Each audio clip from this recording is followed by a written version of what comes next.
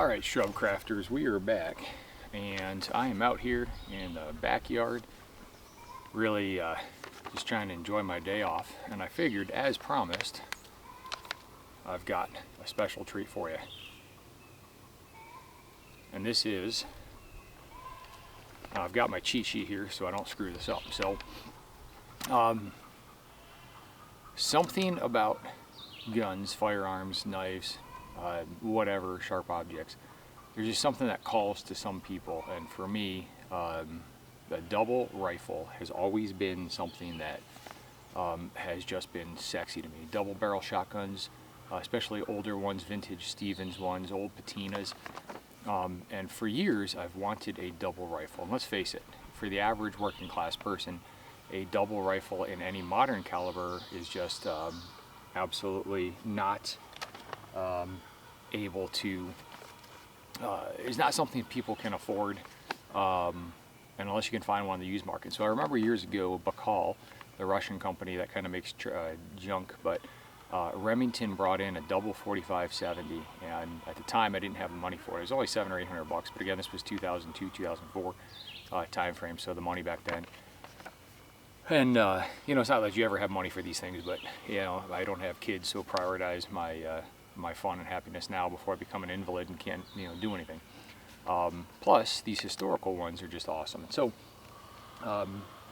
double barrel shotguns, double rifles are just something that's been a thing of mine that I've always liked, and it's a side-by-side, not an over-under. That said, let me read through you what got me on this one. So this is an antique Ohio double rifle, 2-barrel, made by Edward Andrews of Ohio, circa 1850 to 1862. It's a percussion ignition, muzzle-loading black powder double rifle in .36. Edward W. Andrews was born in Whitestown, New York in 1809, and he joined his elder brother Philip B. Andrews in Cleveland in 1825. Philip B. Andrews was born in Whitestown in 1796 and was 14 years older than Edward. Philip started a gun manufactory in Cleveland, Ohio in 1820. Edward continued the business of gun making after Philip departed for Detroit in 1833. Edward operated at 26 Bank Street until 1855. Edward was regarded as a fine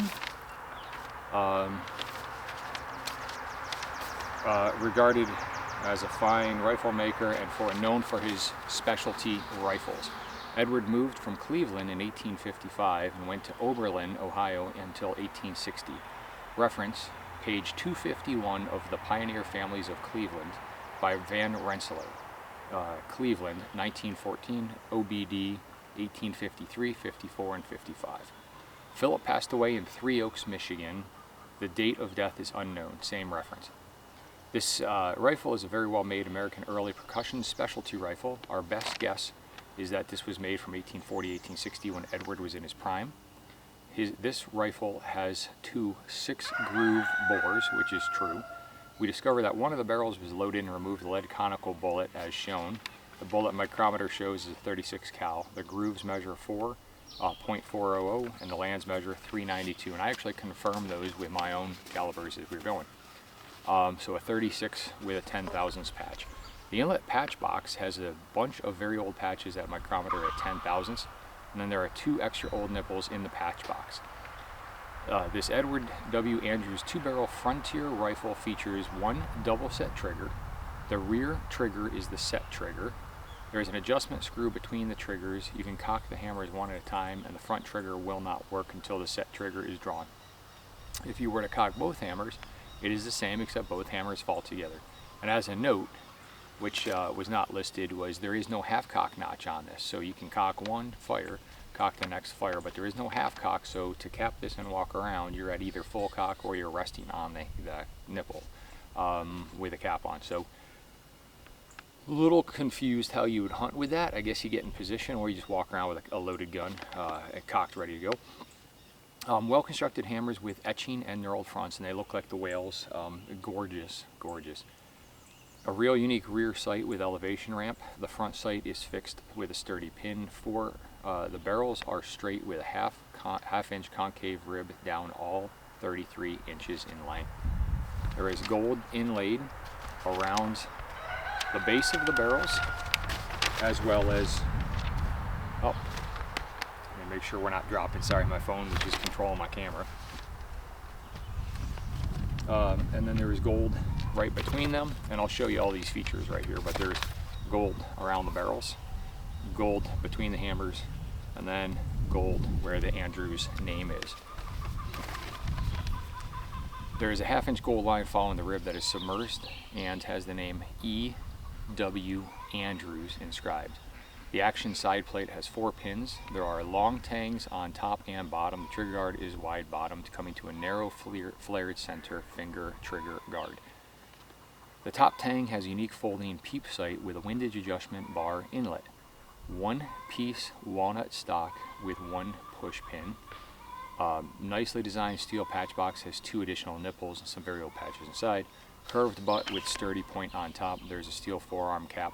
The ramrod looks to be correct in age to the gun. The inside has a brass flat tipped push end that is threaded over a pointed ball puller. There are 2 silver support plates under the barrels above the stock. The condition of this double rifle is very good. The metal finish all over has an even age color and patina. Stock is intact and solid. The stock has been had the finish stripped a long time ago and had some over finish added. Now I don't see that at all. I just see an oil rubbed stock here. There's a gouge by the top bottom left toe that has been finish added over it, and there are a few tight stress cracks coming around the patch box area for the butt plate. Bores had a light orange frosting, and 1 barrel was still loaded. They removed it, and they included it when they went, so I'm going to actually look and see if I can't find something to match up similar to that. Screws are almost all in unturned condition. And so, yeah, and then, you know, mid-19th century gun. Now, here's the thing. This was put on Gun Broker. I happened to watch it, and I think I watched it for like almost a month. Hemming and hawing over it. I shared it to my uncle, and I was like, hey, check this out. And, you know, same thing, worried about the bores and everything, because it's so hard to buy these things unseen. So, that said, this was $13.75 out the door. To me, that's a reasonable amount for a gun of this condition, considering you can buy a modern Kibler for more money or a modern Pedisoli for more money. You're still not getting real world fit and finish. The balance point on this is actually a little heavy, but it's just above that, right at the middle of that forearm right here. And then here's that rear flip up right there. And then what's neat is there is actually a buckhorn top to look over, and then there's the peep in the back, and then it goes all the way through. So I'll start here. It is empty, but check that out. Don't worry about the cat hair if you see that. Trying to get you that perspective is just gorgeous. The flow, it is barrel heavy. Let me move this, my phone is falling apart here, so. But check this out. So here's that gold band running around. Actually, and don't mind my fingers, I was dyeing some leather today. The gorgeous whale inscriptions, that long tang, the lock plates, I mean, just immaculate. This was either a well-loved gun from somebody who could really afford fine workmanship, or it was tucked away and not used very often, but it does look like it's got some use. That beautiful Andrews name right here in the gold goes down that rib, and then check this out. It was just such an amazing craftsmanship on that rear sight. The vent rib is solid all the way through.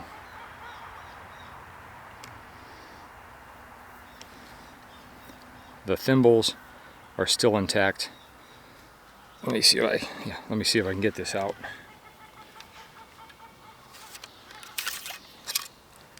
So original, absolutely.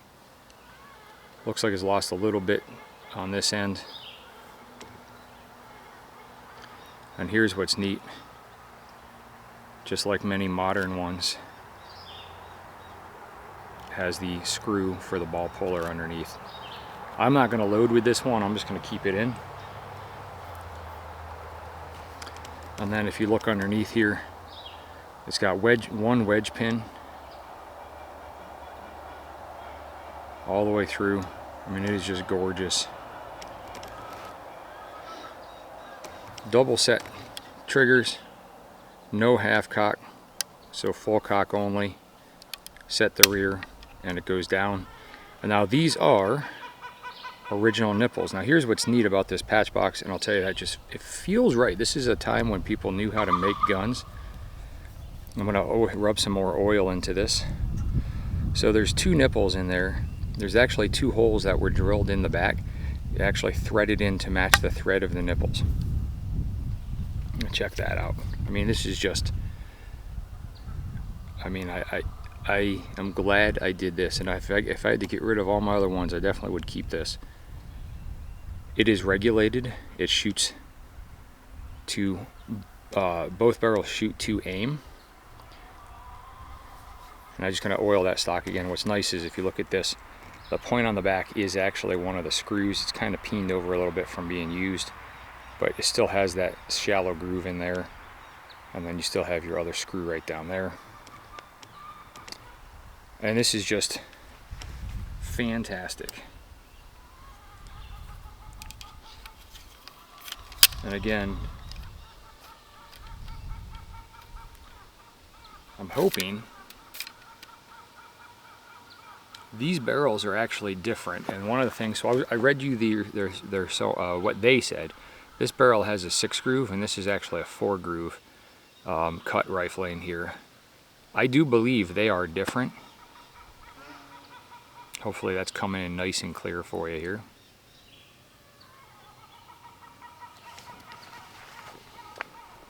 So I do believe that these are different. I believe that one of these was for a round ball, and I think one of these was for a conical, would be my guess. But it is a 4 groove and a 6 groove, so 6 on the left, 4 on the right, and I'm telling you, they're printing right to each other. So, and that's at 35 yards.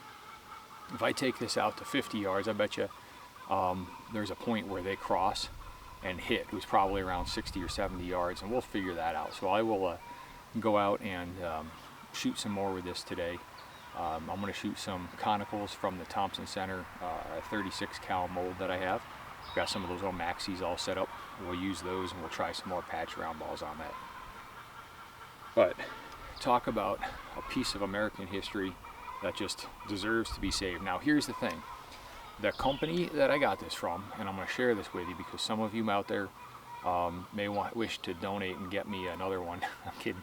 But there are a couple of guns on there that they have. Their prices are reasonable. The shop is exceptional. I got to talk to these folks before I bought it. So it's Virily, V-I-R-I-L-E-E, Verily Guns, and they're out of, I believe, Michigan. They have a presence on Gunbroker. If you Google their name, the guy who runs their internet sales is Mike. He's got a bunch of old percussion guns coming in stock, and their prices are reasonable. Some are vintage 1800s in the $600-700 range for starting bids. And it seems like nobody's buying these guns up, or the ones that are, it's just in between things. So there's a couple of really nice Gulcher and other guns out there. But this Andrews, man, I passed on it a few times, and I finally decided I was going to pull the trigger on this one because probably 2 or 3 years ago I passed on a gorgeous 1800s stocked single shot. I want to say it was a 32, 36, 38, somewhere in there. It was definitely a 30 cal, and it had just amazing German silver inlays all up and down the stock. It was just done so well. And it ended up selling for like $600 or $700. But at the time, I just purchased something else, maybe the trade gun or something. Didn't really have the money for it. And had I bid when I did, I would have won it for what it was. But yeah, so this one, as promised, that's the in-depth. But Mike at Verily Guns, Scott, I believe, is the owner. I talked to both of them. They looked this all over. They put it up and they said exactly what we needed. They did all the research on the gun for me. I confirmed that by looking up some of it myself. And I mean, I just, you just can't.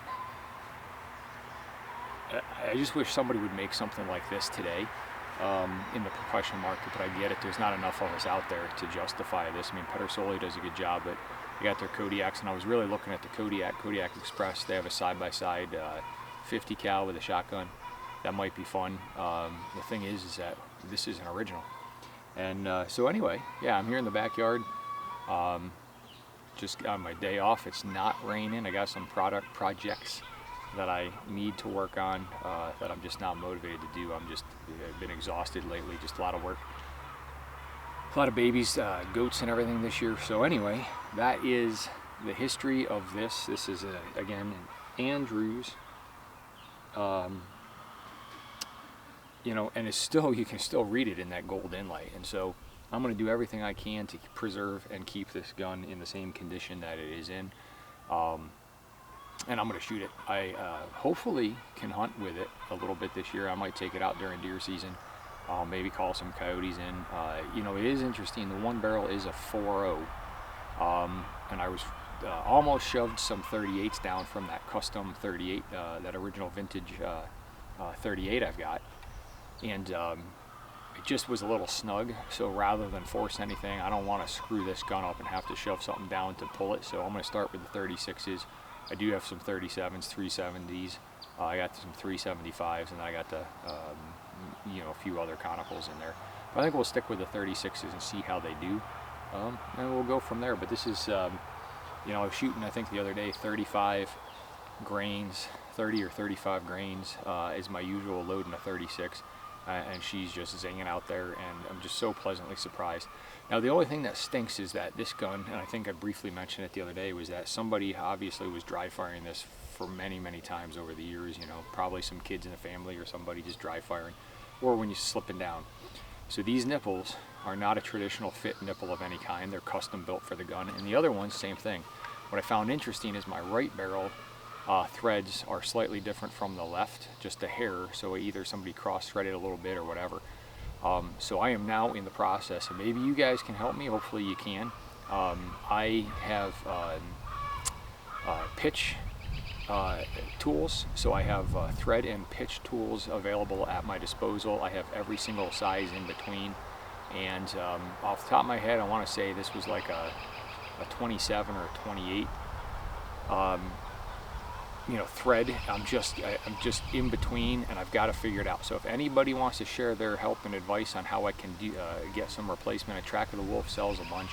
I'm just trying to figure out how I can do this, because I don't want to have to retap and resize these channels in the back. I would like to leave it unaltered. The one nipple I had to put it into my vise, and I had to basically take off hog a lot of metal off the side. It's still got a ton on there, but these nipples won't last forever if I shoot it a lot. So if anyone's got any advice on how I can properly get the right replacement nipples on here, please, by all means. I know there's a lot of experts out here, and a lot of machinists on this channel. So any advice you guys have for me in how to properly set this up. I do have the thread gauges. I do want to get these squared away. The left nipple is in great shape. The right one is the one that I had to work on, and it's still got a little too much from where it's been mushroomed down, but I can, as you saw in the video before, I can get the cap onto it, and I can shoot it. So please help me on that one, anybody. I know you guys out there and gals out there are very knowledgeable. I appreciate everybody and all your insight all the time. And again, so I've started my last request here. I've started my last boar butter of my own. I tend to so I've got pure beeswax, extra virgin olive oil. I added a little peppermint for fun, didn't really do anything, so I'm not going to try that again. Got a hot plate, and I melted it all down, but I'm still a little too thick. So what else do I need to add to make my lube be a little more like the boar butter? That's a little easier to spread when I'm out in the woods. I don't mind melting and leaving the bullets in and pull them out, and then, you know, extracting them, cutting them out of the mold and have them in there, but I would like to have something that I can apply over the cylinders, over a patch, over things to keep fouling soft between there. So give me your recipe if you don't mind. I mean, right now I didn't measure out anything initially. I just had a big old block of beeswax that I had previously. I added more olive oil, let it harden, didn't seem to get as soft as I wanted. I added a little more, and it still seems a little harder than I want. So do I just keep adding olive oil? Anything else you guys want, tell me to do? Motor oil, whatever. I know there's like APG or something on some of the forums I've seen. Anyway, give me your best ratio if you can, and then I'm gonna get some shooting on this. So what we'll do is I'm gonna share this one probably first separately, just as the history of this gun. And again, what's nice is for me, that length of pull right there, just off the bicep. The interesting thing is through the rear peep, I lose the front sight, even though I still know it's in the notch. I actually lose the front sight on the peep, so I'm shooting it with the peep down. But man, it is just a beautiful gun. So anyway, I hope you guys enjoy that. And that double whale, double fish, I mean, just beautiful. And the old world craftsmanship of these guns is just phenomenal. And I hope you appreciate watching these, because you know, it's awesome to save this. So if any of you see anything out there and you have the means to save some of these, I suggest you save them before they go to somebody who just destroys them or doesn't know what they've got. But this one's going to be fun. It's a little heavy. So for carrying in the woods, it's going to be great. The only thing is that, again, like I said, there's no half cock on these. So in order to carry it properly, I'm going to have to leave it uncapped. So stalking is not going to be an option with this one that I can see. The only other option is to cap it and maybe put a piece of leather or something, thick cloth or something in between, and then just bring it to cock and go from there. But anyway, I hope you guys enjoyed this. This Andrews is just amazing. I know I called it a Gulcher the other day because I couldn't remember in my brain, and that's why I printed out the notes here. But again, Verily Gun Sports, I think it is, or Verily Guns. They Wisconsin. That's where it is, Wisconsin. Yep. And they are just awesome. They've got a few others on there right now on their gun broker. If you look them up, I think if you just type in 1800s Gulcher, you'll find the other ones I'm talking about. I think one of them is $649, $699. It's crazy cheap for what it is for an original. And they don't misrepresent anything, and they worked with me well, and they made sure everything was functional. So kudos to them, and we'll get some more of this going. For now, let me see. Yeah, my phone that controls this already went to sleep.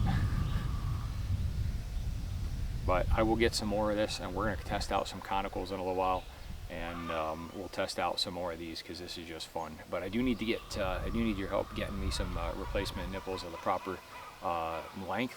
So that's the pitch, the length. I forget what they call that. There's the thread, the pitch. There's the distance of the nipple itself, which I can cut down. That's fine. I just want to make sure I don't screw up these threads on there. So anyway, thanks everybody, and enjoy your day.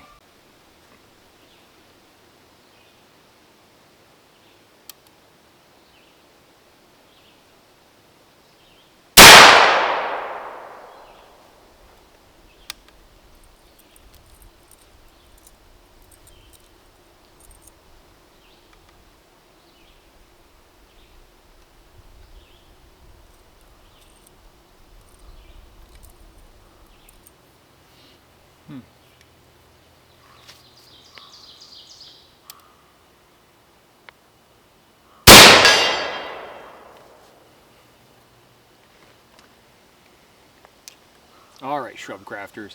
That first one was a miss. I was aiming dead center with the left barrel. And I was running, for the first time, the TC Maxis, Thompson Center Maxi balls. And I was with 30 grains 3F. So on the second shot, I aimed low, and I hit just left of center with 30 grains again. And these are the Maxi balls. And that is nice. And then here's a little pointer for you, which I learned. So thanks to Volpe Volpez, one of the viewers here, sent me this little capper. And I guess after the last time I was out with the, I think the Lamat, I was using this, or one of the Percussions, and I was using this, and apparently it fell out. So it was sitting out here in the rain for probably 2 weeks. So all of these caps were exposed to wet, rain, and weather. And so what I ended up doing was I just tried to, I cleared, they shoot just fine. So apparently caps, when dropped in water and soaking wet, can fire. So I think I misjudged the mosquitoes today. So I'm going to load up again. We're going to use 30 grains of 3F, and I'm going to run these again, and we'll see if I can get that the left barrel on.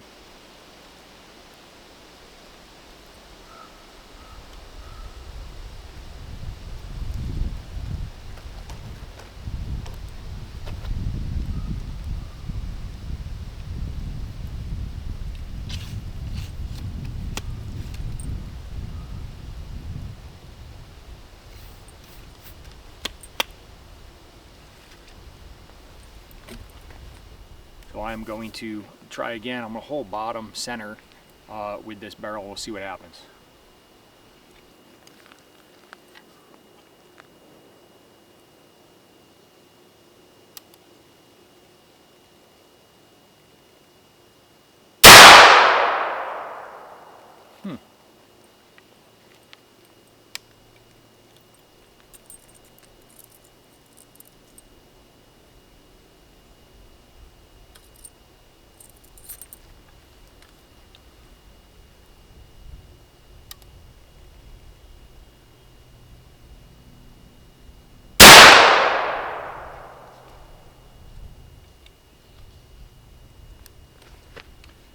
So I missed both in the same spot.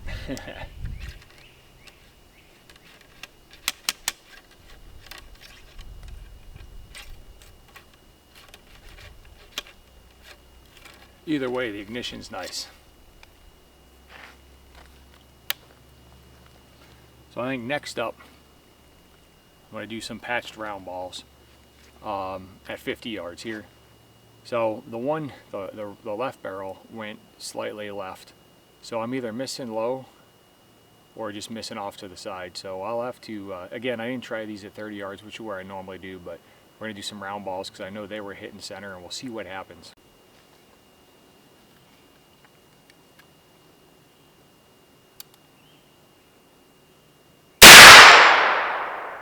Ooh, dead center.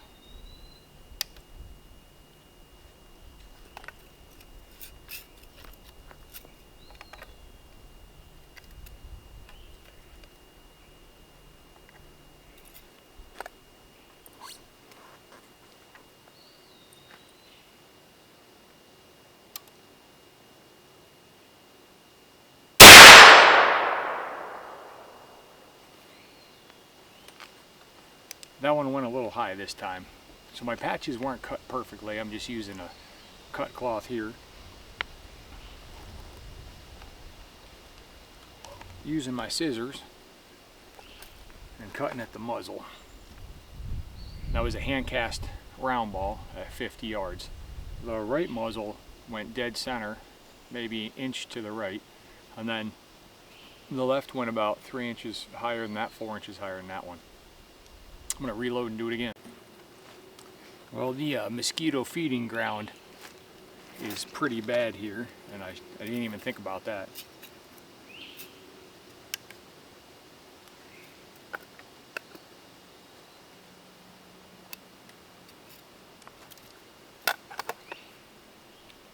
Same thing, I'm going to aim. This is the right barrel. I'm going to aim dead center.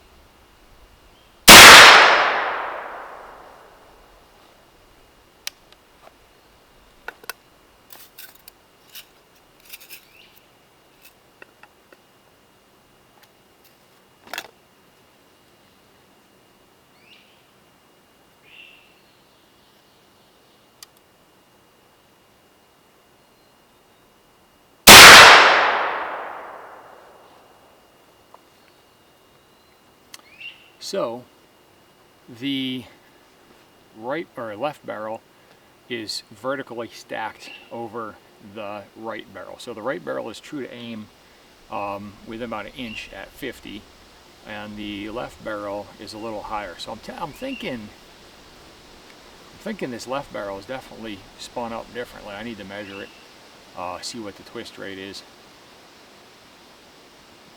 but it's shooting nice. I'm gonna load up and do it again. I'm getting my mosquito repellent back on. My legs are getting hit. Shouldn't have worn shorts.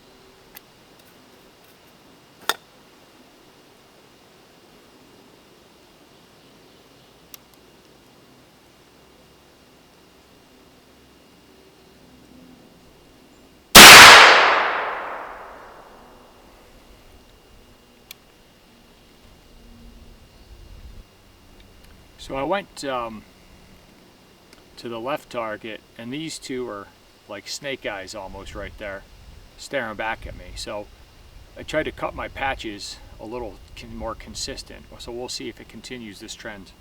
So what's interesting is I lose through the peep.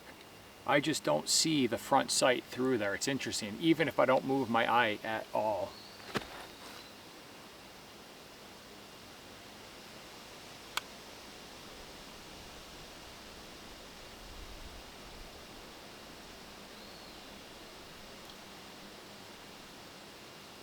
So weird. So odd for me.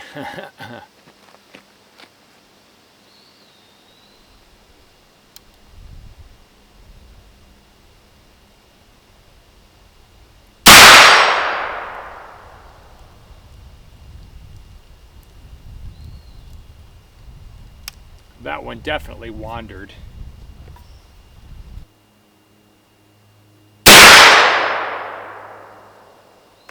Interesting. So I want you to see this sight though. You gotta check this out. So here's that sight. When you flip it up, there is a cross piece. It's probably hard to see. That is actually adjustable for windage, left or right, on that slider. And then you can see she's getting a little dirty, but working great. But I'm getting a lot of blowback. So I pulled my sleeves down because this left one was definitely hitting my arm over here. But she's doing really good. A little dirty. So I'm going to show you though.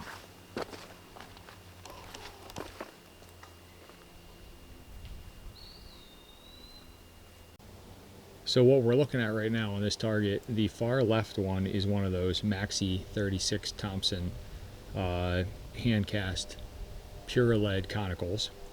And then the two to the very bottom on the right, those are the left barrel. And then the two spaced out are the right. So the top one and the one right below are the right barrel, all aiming just left of that center shot. So basically the second one up from the bottom. And then we go over here. Let's just see. If you look up there, these last two shots were the high ones, and then the snake eyes were the set right before. So the one kind of to the left of the two snake eyes, that was my left, or the right barrel. The left barrel is the one on the outside. So I'm past the crossover zone at 50 on there where they're regulated. And then the last two went right next to the snake eyes was my right barrel, and then the left barrel went, or I'm sorry, the left barrel went high. Phew, geez, I'm going to say that again. The right barrel went high left. The left barrel was down by those snake eyes. It's getting confusing saying that on there, but that's where we're at. So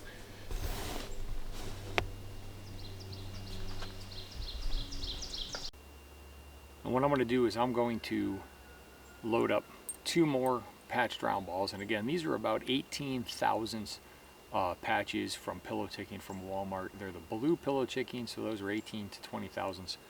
So they're relatively thick. They're lubed with the Hoppe's number 9 bore black powder lube and solvent. And then I'm going to probably finish up with a couple of the conicals again and see if I can't get them on paper. I'm thinking they're hitting really high because of the pressure buildup on there. So I could either drop down to 20 grains or I think I'm just going to drop the sight down. So I think I'm going to drop the sight down, and knowing that I'm slightly hitting the left, I think if I just hold center on there low, we might get them, but we'll see.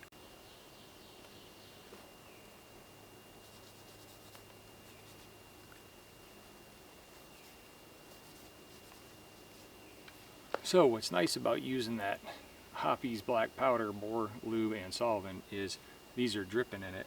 So I just took that and I'm just cleaning up all the gunk on this old girl because she's looking awesome.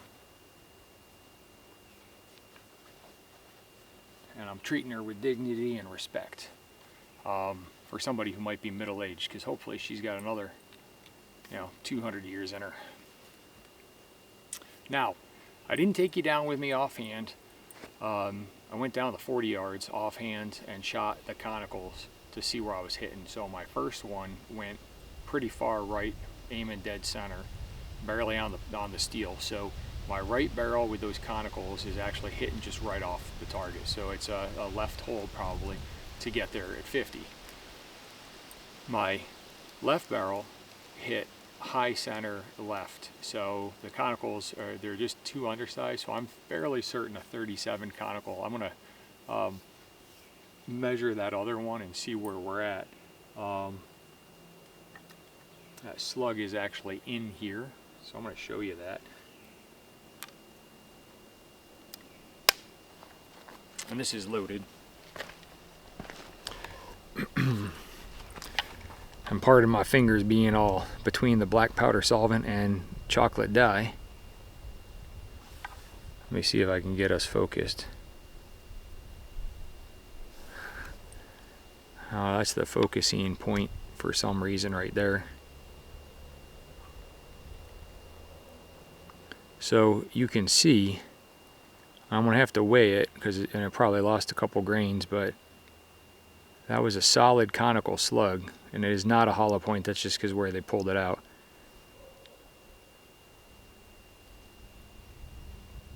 So they obviously were shooting conicals with it, and it was a solid point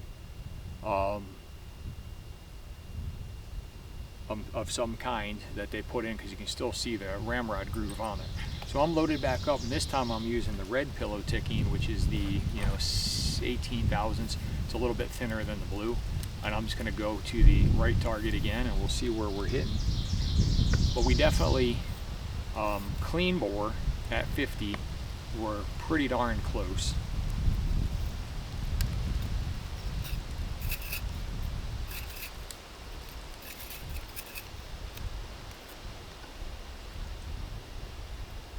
And man, it just, that trigger is so hair. I've made no adjustment to it, and she's so smooth that it's just awesome. It truly is a piece of history and craftsmanship. It's absolutely fantastic.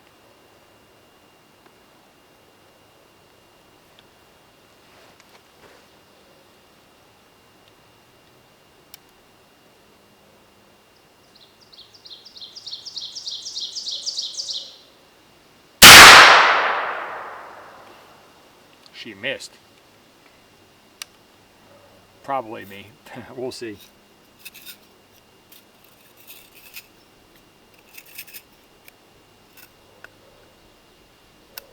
I'll tell you, this older large Polish capper, which they don't make anymore, is awesome.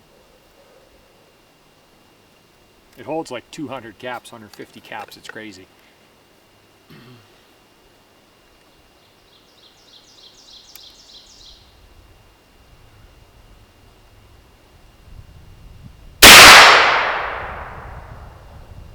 That one hit dead center.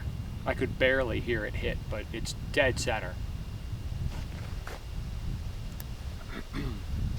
So I guess the only thing that's left for me to do is shoot both barrels at once.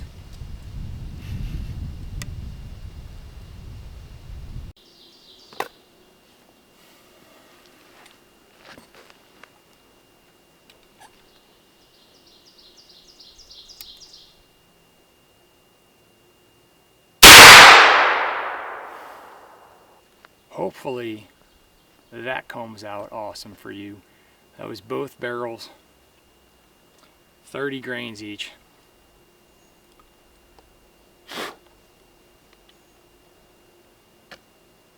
And just beautiful. I'm going to show you that one. All right, and I painted the targets in between.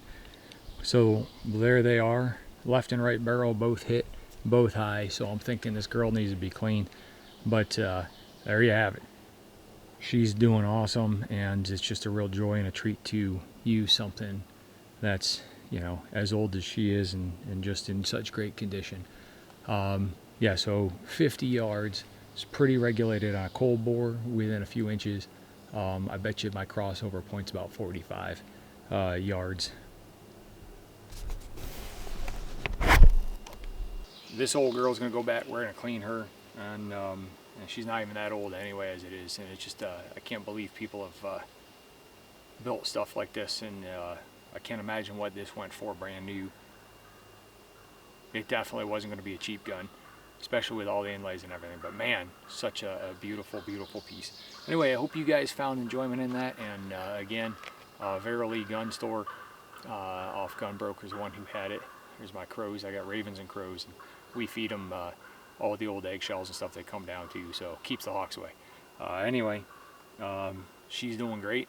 This is a wonderful piece, and I think realistically 40-45 yards is probably my dead nut center on both these barrels. But that's awesome. Anyway, I'm gonna get out of here because the skeeters are killing me. And if anybody again has any info on recommending how to get these, get some new nipples going for me, it would be awesome.